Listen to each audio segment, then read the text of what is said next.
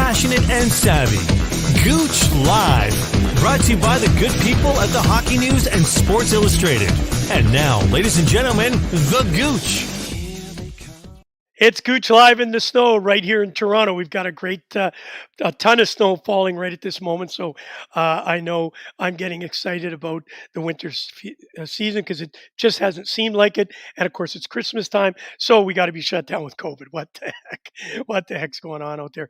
Hey, listen, what a great show I got always on Saturday when we get this young man behind me, Scott Taylor, to talk about hockey. It's always a pleasure talking with Taylor. Here he is. Brought to you by the good people at the Hockey News, Fired Up Network, and Game On Magazine, Scott Taylor. Scotty. Hi, Carrie. You're too mellow. It's Fired Up Network.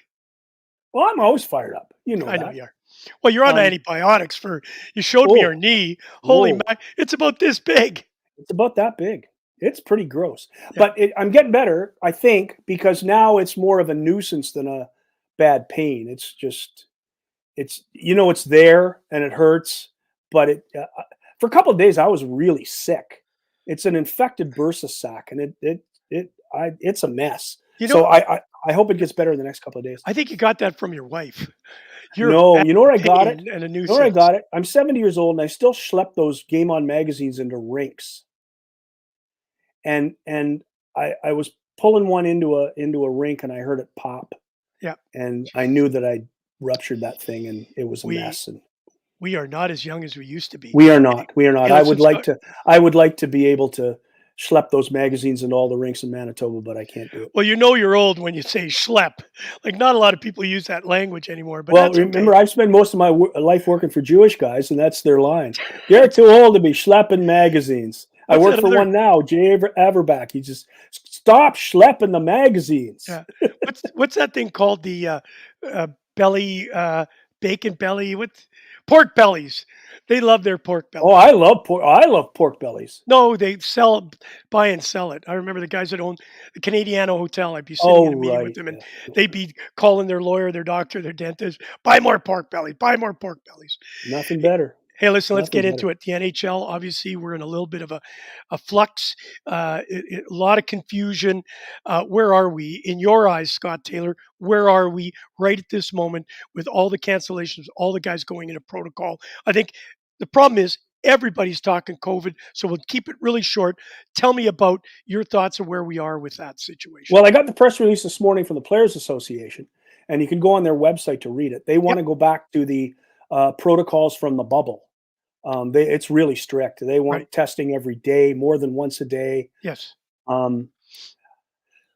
They have moved the players away from basically doing anything with fans or promotions or charities or anything else.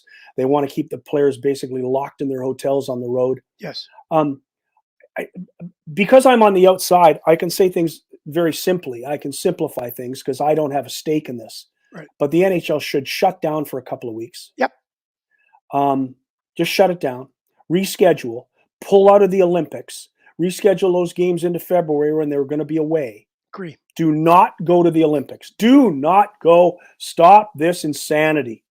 I've done 2 other shows this week in the United States, and everybody said the same thing. Thinking about it is insane. Do not go to the Olympics. Shut down the NHL now. Get everybody clear and healthy, especially those poor Calgary Flames. Get everybody back and ready to play. Reschedule into the new year. And maybe, just maybe, if you're a smart group, you sit down and go, okay, we've played this many games. We have this situation.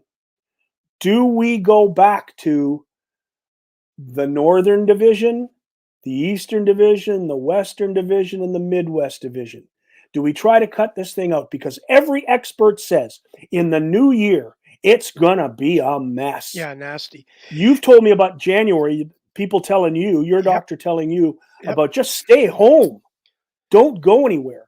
And I think we might be at the point where smart guys sit down and figure out a way to do this properly, get the season done again.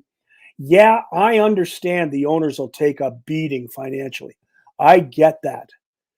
But you're also paying millions and millions of dollars to these players. You don't want to get them sick. Nope. There's a couple of guys. Like we talk about players are in COVID protocol and they probably have symptoms, but they're not that sick. I know for a fact, just having talked to people across the country, there are two players. I don't know their names, and I'm not getting into that Steve Simmons, Austin Matthews thing. Yeah. I don't know their names, but there are two players that are very sick, Oh, really sick with it. yeah. And so I just think that they've got to really sit down for a week or two with the Players Association and the NHL and the owners and come up with something that prepares them for what could be a real mess in January and February. Well, Robert Wine, always a great supporter of his. Holy beep.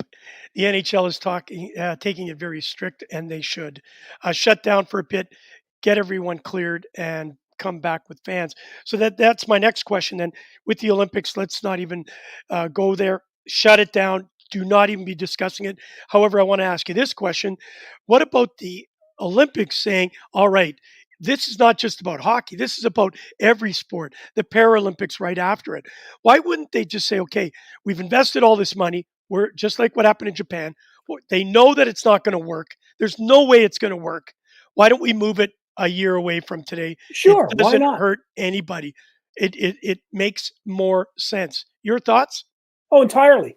And Japan turned out to be pretty good, didn't it? Yeah, it did. Yep, It turned absolutely. out to be really entertaining, and the Yep, athletes were terrific. yep. Yeah, there were some COVID issues. Yeah, we know that.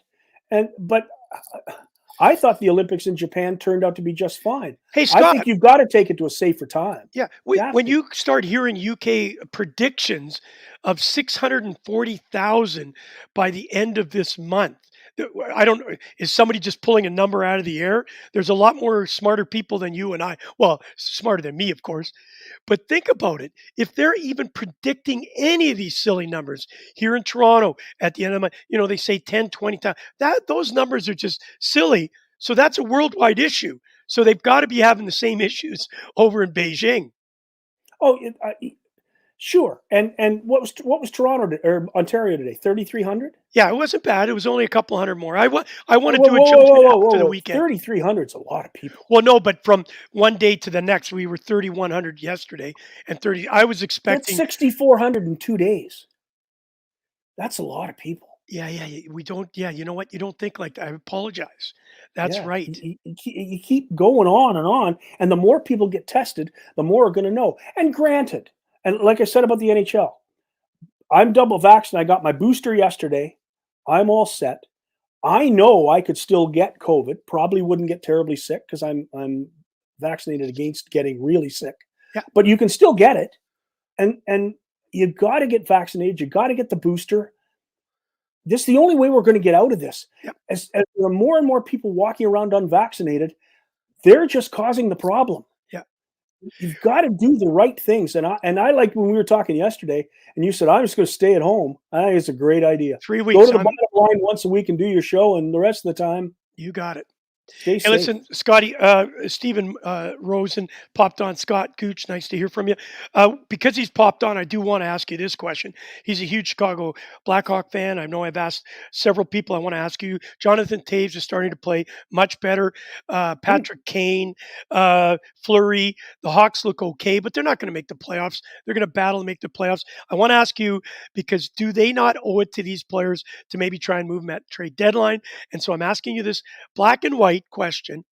Will those three be in a Chicago Blackhawk jersey come trade deadline? And Patrick Kane will. I don't think they're going to move Patrick Kane. Taves could be moved. I think there's a legitimate reason to believe that if somebody will pick up that contract as a rental player for the rest of the season, I think there's a chance that he could be moved.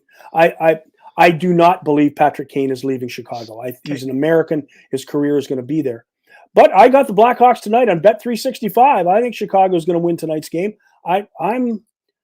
They're a better team than they were last year. They're playing a lot better right now than they have been. But they're not going to make the playoffs. And come trade deadline time, people are going to have to be moved, I would think. All right. Because you've got to rebuild. And the only way you rebuild is to get rid of that high-end contract at the top and start paying for younger players. Yep. All right. Let's get into obviously the Paul Maurice. We know he resigned. Of course, breaking news with you and myself talking about it. Without question, Paul Maurice made the Winnipeg Jets a better team. Comes from Ken Wiebe. Uh, we all have to agree that was a very classy press conference. He did himself justice, and he did the Winnipeg Jets justice, and we can see the love and admiration for his players. The aftermath, just it's only 24 hours. Obviously, the Jets didn't look that great last night. Your thoughts on the aftermath from the announcement? Well, it's exactly what we talked about yesterday. Paul Maurice is a very classy individual, an outstanding man, one of the nicest people I've met in hockey. I didn't know him well. I didn't spend a lot of time in his press conferences, and certainly with COVID, um, I didn't get really close to him. But I appreciated everything he did with that hockey team. I thought he was an extremely good coach. Um, I don't think it was his fault what happened.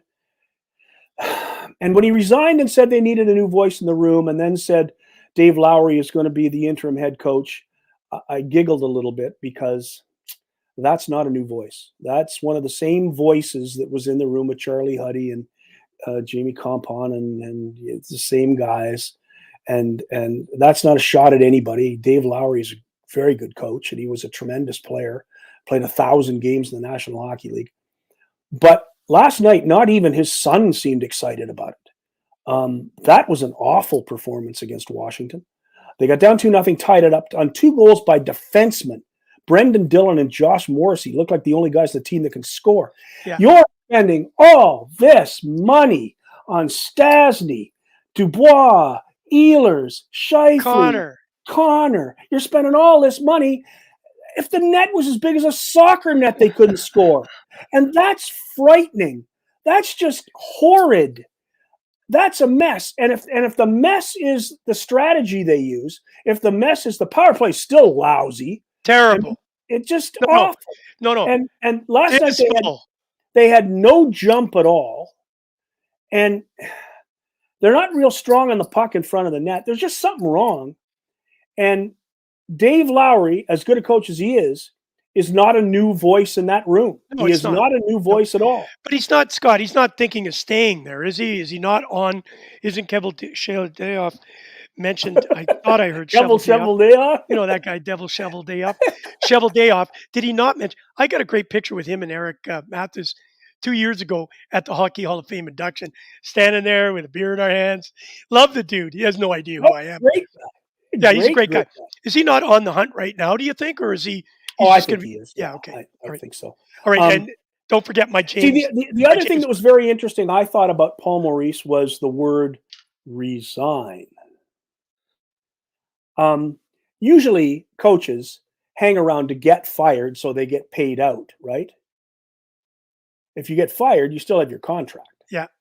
The only way you don't get paid out is, I guess, if you're Urban Meyer. We see that story today from Adam Schefter, that Urban Meyer was fired with cause, so they don't have to pay the last 4 years of his contract. Yeah, well, you couldn't fire Paul Maurice for cause. That wasn't going to happen. So I'm pretty certain that there was some negotiation done between Tuesday and Friday between Mark Chipman and Paul Maurice. Yeah, no question. I believe that too. Because Paul Maurice left with the classiest press conference I've ever seen. Yep. That was just one giant load of class right there. All right. That was big time. And because of that, I think that there's still a great relationship between Maurice and Chipman and Cheveldayoff and everybody in the organization. But I don't think the 3 guys that are still there now are going to be there next year unless something miraculous happens with this hockey team. Because right now, the money and the scorers can't score, and the goaltender isn't playing like the goaltender. No. And Steven Rosen says torts for the Jets. If John Tortorella coaches another hockey game, the NHL is a sick business. Let me tell you, everybody's talking about this Bruce Boudreau guy. Yeah, he's had a good start with Vancouver. That's great. He destroyed the Minnesota Wild. He and a series of general managers turned that team into one of the worst in the NHL to make the playoffs. And Dean Evison and Bill Guerin had to walk in there, clean house, and make it a franchise again with a chance now to win a Stanley Cup. Yes. I mean, the Minnesota Wild were saved by Bill Guerin and Dean Evison. Yep. But Bruce Boudreau, my goodness gracious. It's just recycling, eh? Just recycling the same guys. Are we going to see Daryl Sutter again? I mean, are all these guys coming back? Torts is done. He's finished. You still brought up the best name yet. No, I didn't. Eric Yes. Mathis. Okay, Eric Mathis did. James Patrick. All right. I think that would be an inspired choice as head coach of the Winnipeg Jets. Well, Completely inspired. we will know that in the next couple of weeks. I think they'll move quickly because they need to be in a playoff position right now. As you see it, they're even going to struggle to get close to a wild card in that division. So they need to be doing something and doing something quickly. Hey, just let we go. We haven't done this. I know you're a betting man. You're probably on betting on all these games. So let's go here. Al Kerr, big, huge Dallas fan, going up against Steven Rosen. Dallas is up against Chicago tonight. Give me a quick prediction. I'm going to write this one down. See how close I you and I are. have Chicago tonight. They are in Chicago, I believe. Yep. I have the Blackhawks. Here it is. I've got it right in front of me. They're in Dallas. I'll put it up here. Okay, put it up there. Put it up there. Chicago Blackhawks are in Dallas. I have Dallas tonight. Score? I don't care. Just throw it out there. 3-2. 3-2. I'm going Chicago 3-2. Okay, All I have right, Dallas. last one. Vancouver up against the Toronto Maple Leafs missing a lot of players. Spezza, Carefoot, Tavares, Simmons. Obviously, Marner's not back. Where are you going? I'm going Toronto on the road. God, there's something wrong with you. All right. Yep. What do you just guess? 4-2. And do you think Matthews scores? Yes. Okay, I'm going Vancouver for 2, and I'm going to say Matthews does not score. Okay. So let's see how we make out. All right, buddy. Hey, go off and take care of that knee. We need you back here. We're going to be talking over the next couple of weeks. There's lots going on over the holidays, and of course, I know you're playing Santa Claus for a couple of days, so I know you're taking time off. Enjoy your time off from Gouche Live, talking with Taylor. Love you, brother. See you later. Thanks. You Bye, got Taylor. it. Talking with Taylor. Always a pleasure. He kind of looks, well, that picture shows that he looks like Santa Claus. All right. Thank you for joining me on Gouche Live, brought to you by the good people, of course, at the Hockey News and those great people at Fired Up Network. I will be back on this show tonight. We do the pregame show for the Toronto Maple Leafs up against the Vancouver Canucks. We'll be on at 6 p.m. Eastern Standard Time. Jordan LaRoche will be joining me, and I'm working on getting Joe Pascucci. You know Joe Pascucci. I just love all these journalists come out of Winnipeg. Think about it. Darren Millard, Gene Principe, Scott Taylor, Peter Young, and now Joe Pascucci. Let's take a listen at 6 p.m. on his opinion. What's going on with the National Hockey League, the Winnipeg Jets, and don't forget he's a big Bombers fan. All right, until later, guys. Enjoy. We'll see you in a few hours on Gouche Live, brought to you by the Hockey News. You've been listening to Gouche Live with your host, Kerry Goulet, better known as The Gooch, brought to you by the Hockey News and Sports